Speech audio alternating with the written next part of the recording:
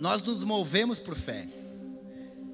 Nós precisamos, a Bíblia diz que aquele que se aproxima dele, aquele que se aproxima de Deus, creia que Ele existe. Nós precisamos primeiramente acreditar que Ele existe, e que Ele é presenteador daquele que o busca. Então primeiro nós precisamos o quê? Acreditar que Ele existe. Primeiro me aproximar dEle, e depois acreditar que Ele é real. Ele é invisível, mas é real. Nós não conseguimos ver o vento, mas nós sabemos que está soprando. Por quê? Nós o sentimos. Mas pastor, mas eu não sinto. Por favor, amado, não ande por sentimento. Não ande. Se mova por aquilo que você sonha, aquilo que você acredita. E eu acredito numa família feliz. E hoje é o culto da família. Mas pastor, eu estou aqui sozinho. Então, mas você faz parte de uma família. Nem todas as famílias vieram inteiras de repente. Não, vem um, depois vem o outro. Por quê? O primeiro é um pouco mais difícil. Sabe aquela mata fechada? Quantas vezes eu já entrei numa mata para pegar aquele... É tucum, né, Claudomir? Ai, ai, ai. Só quem... os meninos sabem o que é isso. É um lugar fechado. Tá lá, o tucum é aquele pretinho, né? Cheio de espinho. Você chega lá, ai, ai, ai, mas você quer chegar lá. É uma mata fechada. Aí só que quando nós entrávamos na mata, pastor Pedro, nós olhávamos, aqui tem um carreiro. Não, aqui já não tem nada, aqui já pegaram tudo. Verdade. Aqui já passaram. Então os primeiros para vir para Cristo é um pouco mais difícil. Mas depois os outros já sabem o caminho. Então, para as pessoas que fazem a frente, é realmente um pouco mais difícil. Mas as pessoas que estão vindo atrás estão olhando para você. Eles estão olhando para você. Então nós aprendemos que hoje é o culto da família.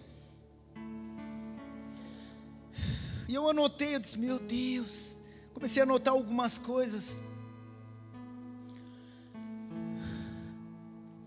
Que todas as pessoas, eles têm o dever de cuidar da sua família. Todos nós temos um compromisso de cuidar da nossa casa. De cuidar. Eu botei assim, todas as pessoas têm o dever de cuidar, de proteger da sua família. Porque todas as minhas decisões estão em torno disso. Toda pessoa tem o dever de cuidar da sua família. Porque todas as minhas decisões estão em torno disso. Porque pode perceber, se tem um doente na casa, automaticamente todas ficam doentes. Porque nós estamos ligados um com o outro.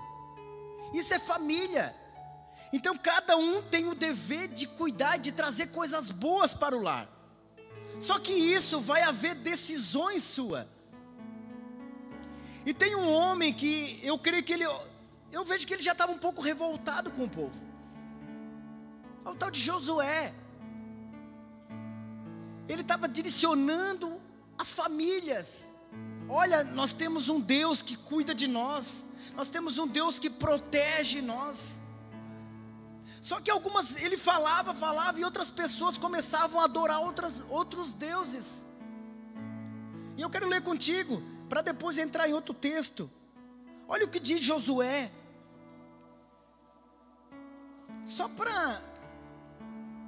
Eu quero criar algo dentro de você essa noite. Que a palavra cria, né? Josué 24, versículo 15.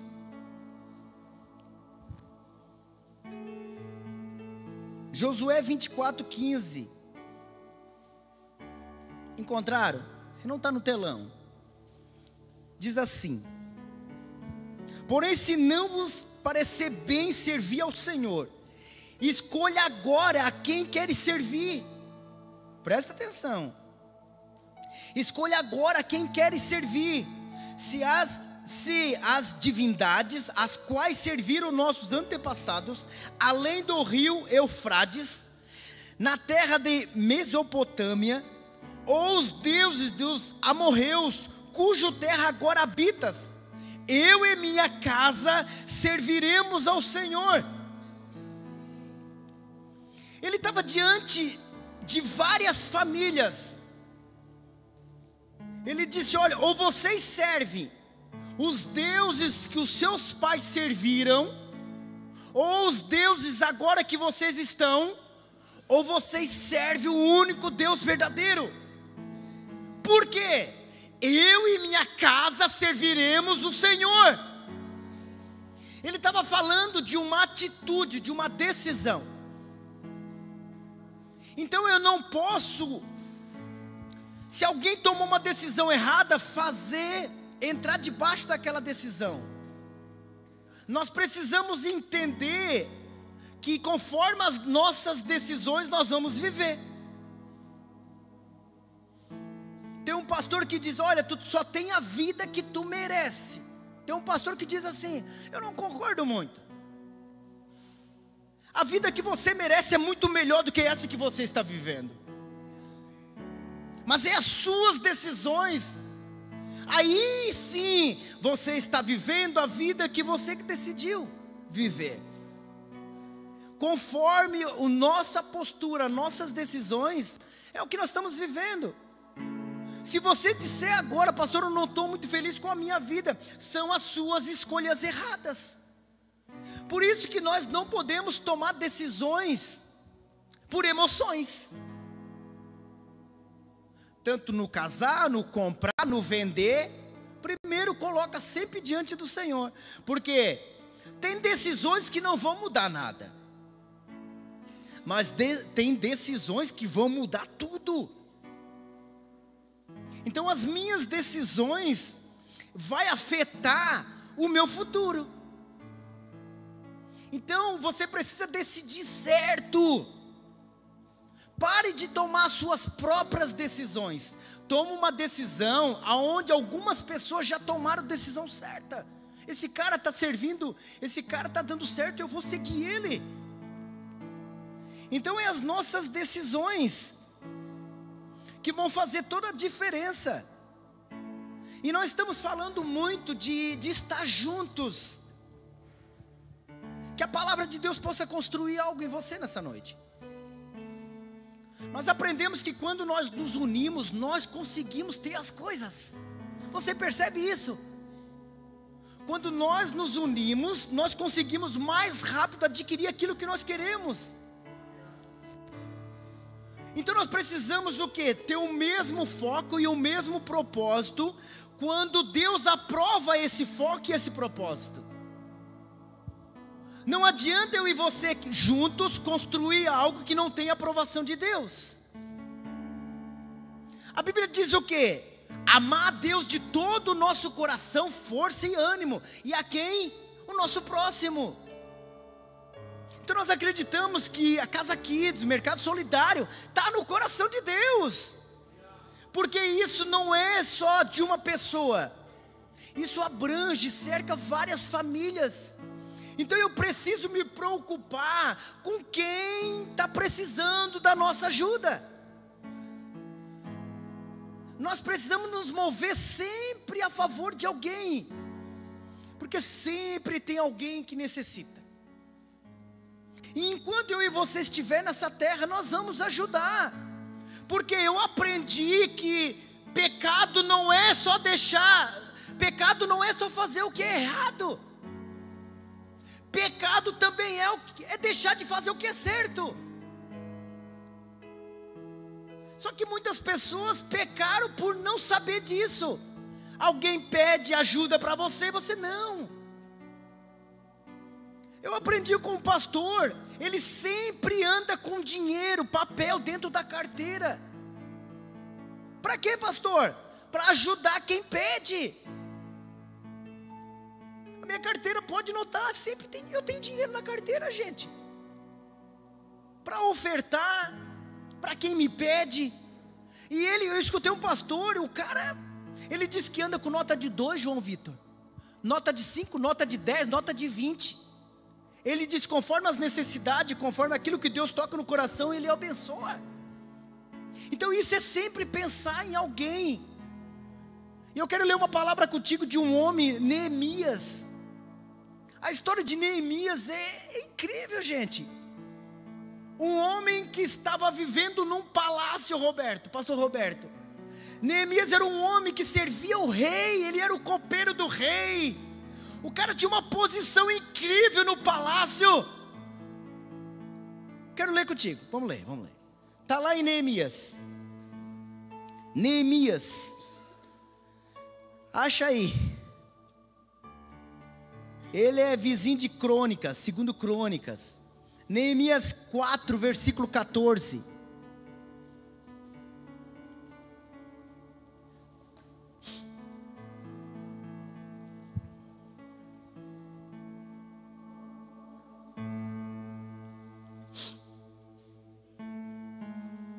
Aleluia. Neemias 4, versículo 14. Conseguiram encontrar? Diz assim: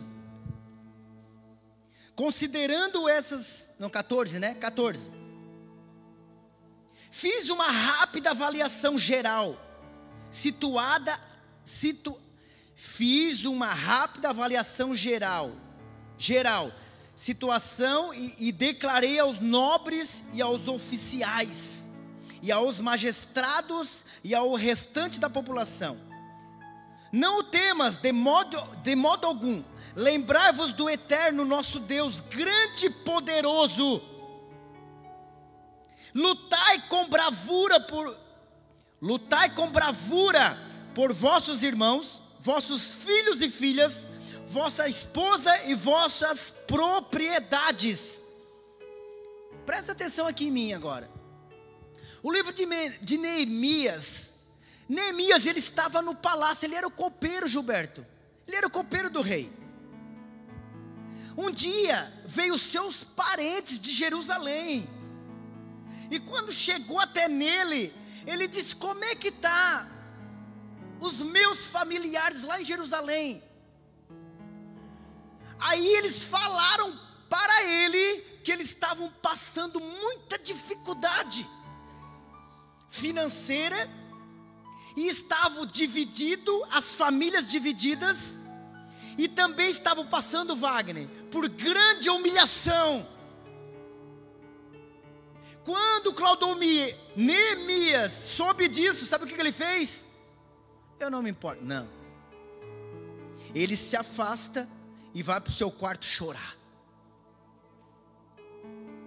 Ele se importou com os seus.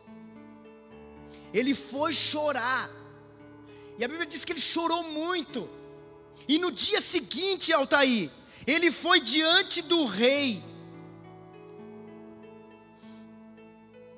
Ele era o copeiro do rei.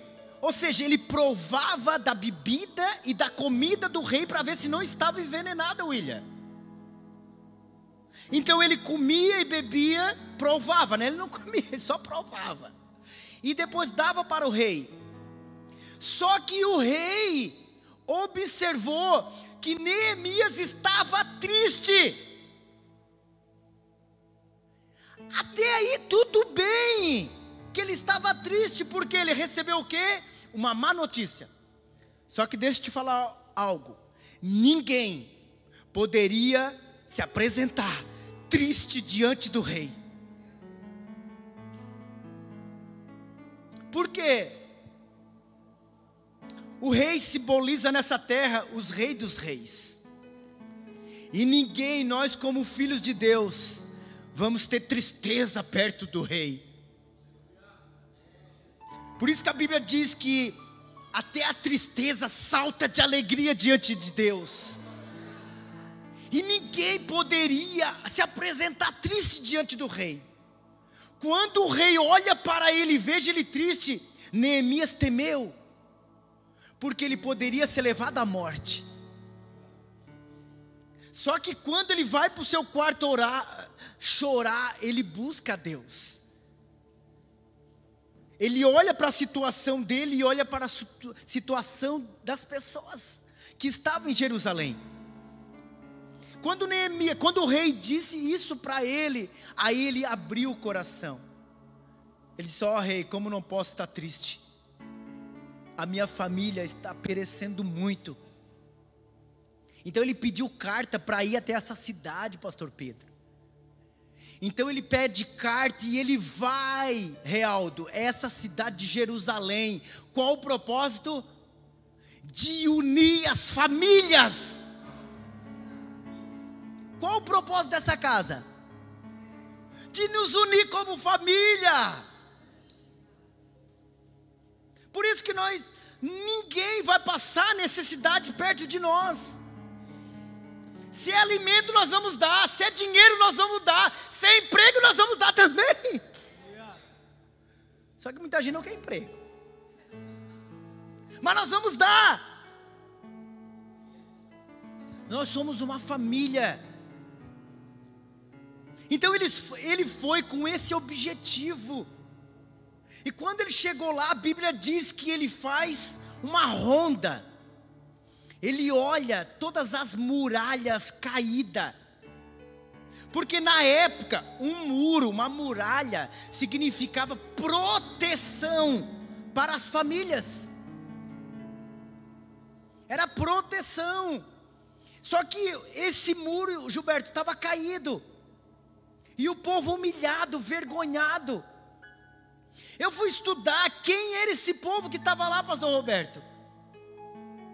Esse povo era algumas famílias que tinham sido deixadas para trás quando a Babilônia saqueou tudo.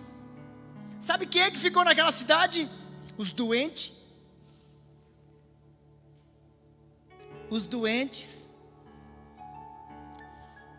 As pessoas mais de idade.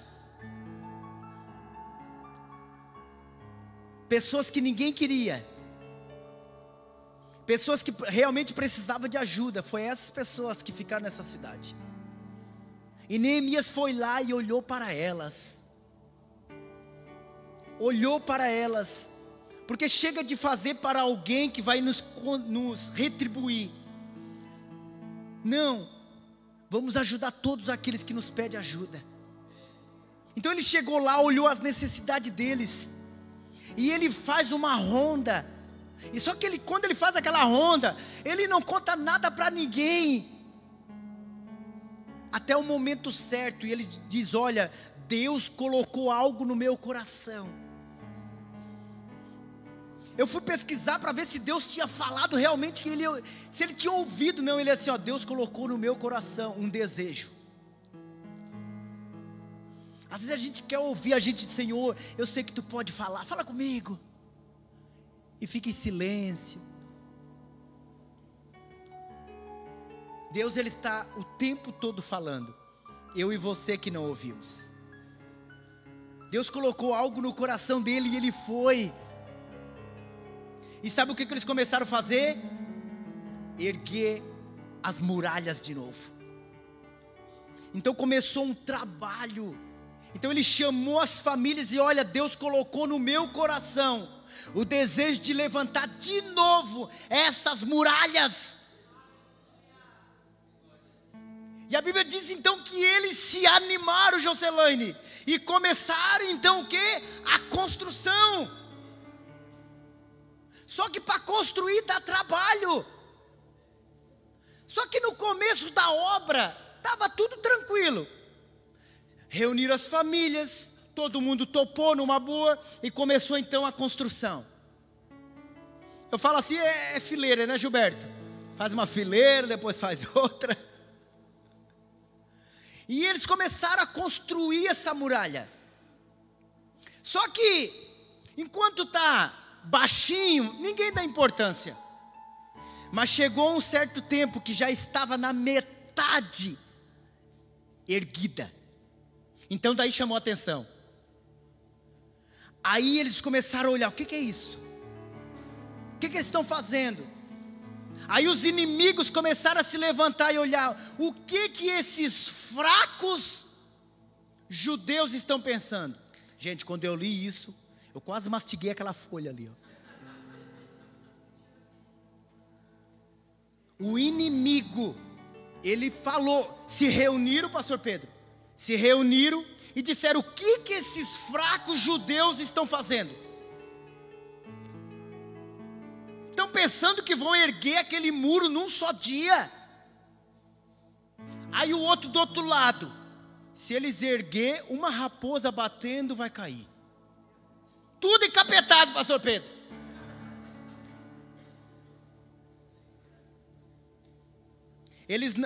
O inimigo não é a nossa sogra, amém, gente? Amém, nem o nosso vizinho. Não. O nosso inimigo é o inimigo de Deus. É o acusador. É aquele que de dia e de noite está nos acusando. Então esse é o nosso inimigo. A nossa luta não é contra a carne nem sangue, não, ou seja, não é contra as pessoas. Então eles começaram a trabalhar e a se animar, eles estavam animados. Só que eles começaram a vir, sabe o que? Notícias ruins. O povo inimigo começou a ameaçar o povo de Deus. Se vocês continuar, nós vamos aí matar a família de vocês. Começou a vir as ameaças, ou seja, os desafios. Enquanto você não está fazendo nada, nada acontece. Mas quando você entra nesse lugar, tudo começa a acontecer para você desanimar. Então começou a se levantar o que? As tempestades, os desafios. Para eles o que? Parar a construção. Só porque essa construção, presta atenção. Só que essa construção, Realdo, era para suas próprias proteções. Tudo que estamos construindo nessa casa é para a nossa própria proteção.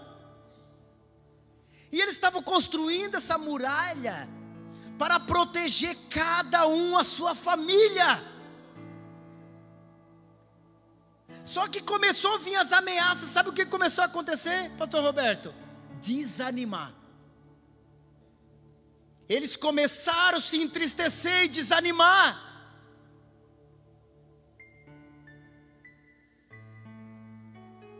Com o passar do tempo, as lutas vão vir, os desafios vão vir, as guerras vão vir, para você parar o que você está fazendo. Quantas coisas já veio sobre minha casa, para minha esposa parar. Quantas palavras, quantas mentiras e calúnia, para a gente parar da construção. Mas eu sei que essa construção é para a nossa proteção. Então eles fizeram o quê? Veio o desânimo, veio as ameaças.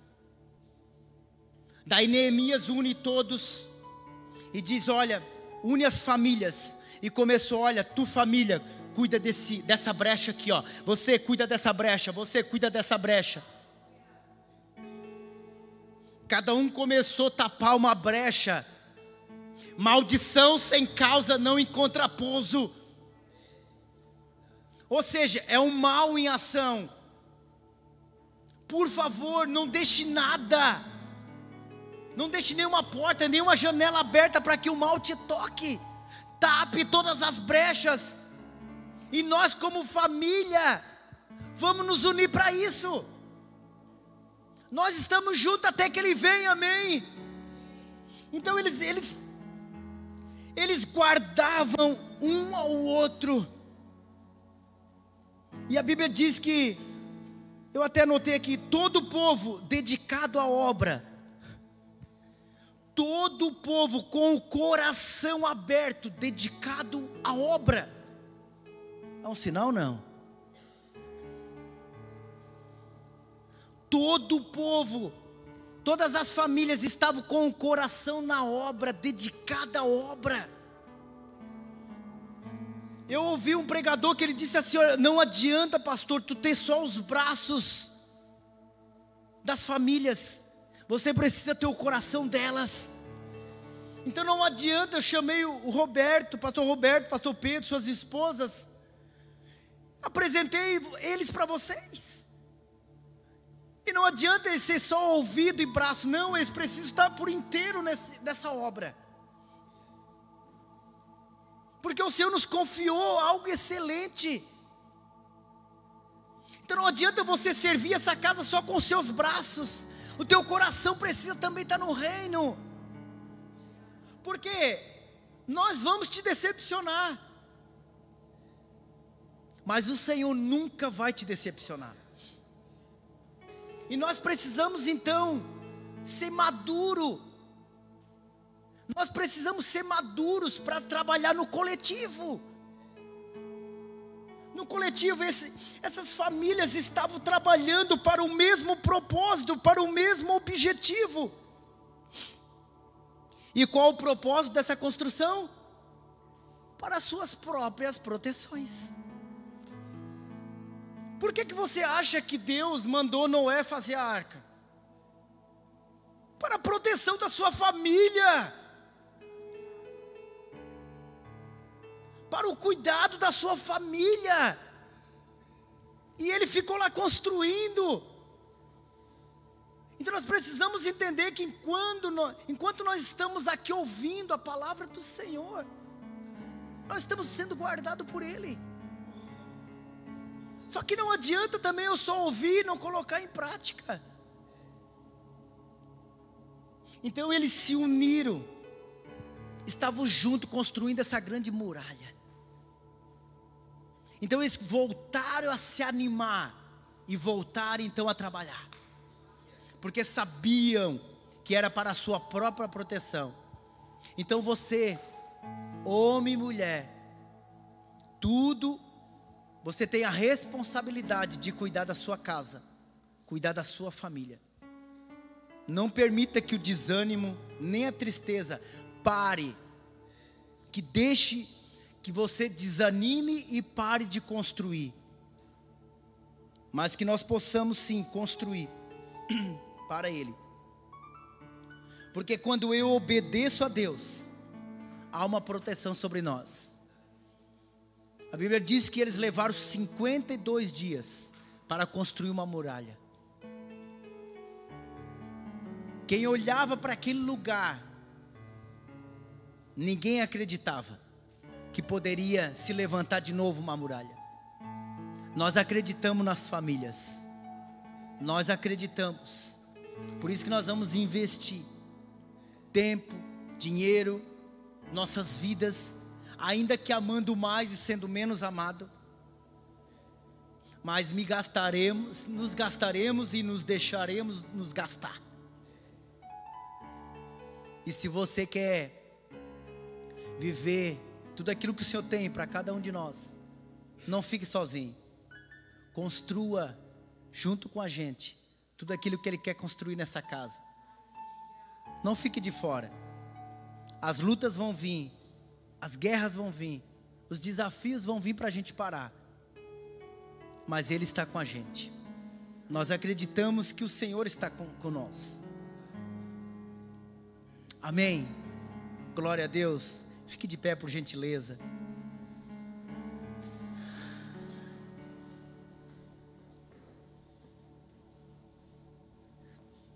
Aleluia. Quando trabalhamos juntos, nós guardamos um ao outro. Durante muito tempo nos enganaram, dizendo: só igreja, só igreja.